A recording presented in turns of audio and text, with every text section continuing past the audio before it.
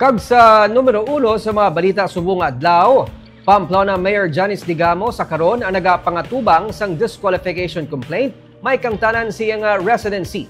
Ginsili naman sang COMELEC NIR nga apesar sang disqualification complaint nagapabilin sa karon si Digamo nga legitimate nga kandidato. Wala pa nakabaton sang summons ang kampo ni Mayor Digamo sa disqualification complaint nga gin-file batok sa iya may kangtanan siya nga residency sa Banwa sang Siaton. Karon nga siya nagapapili bilang kongresista sa 3rd District sang Negros Oriental.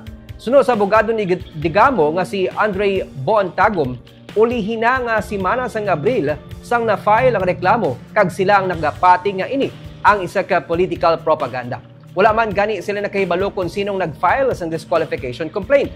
Sunod kay Tagum, May 6, 2024, sang nagparehistro bilang botante sang Siaton si Digamo, gani na kompleto sini ang gina-require nga 1-year residency para siyang makapapili bilang kongresista sang 3rd District.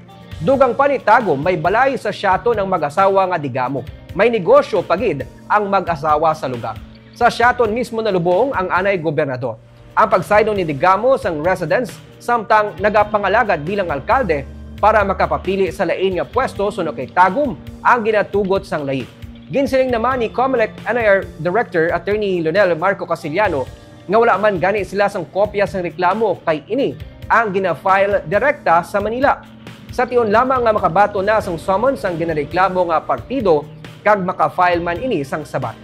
Madugayan pa ang kasubong nga reklamo sunod kay Casiliano. Sa karon, nagapabilin nga legitimate nga kandidato si Digamo. Wala pang summon. Ang ano kasi, ang magti-trigger kasi na para ma-require si Mayor Janice Digamo na mag-file ng answer ay summon. Kaya lang, sabi ko nga, because the COMELEC is very busy, siguro baka tinitingnan din yung petition, baseless naman, groundless naman. Kasi ang COMELEC, siyempre, they already know Supreme Court jurisprudence. No? Alam naman nila yung iba't ibang mga kaso na sinasabi ng Supreme Court, wala namang pagbabawal dyan na tumakbo si Congresswoman. Yung disqualification is first sa first division yan. Tapos, kung manalo, matalo, pwede mo pang i-akyat sa in-bank for motion for reconsideration. Now, if mag-decide ang in-bank, you could still go to the Supreme Court or PRO. So, para i-apilar mo rin sa Supreme Court. So, sa ngayon, ma'am, he is still a legitimate candidate.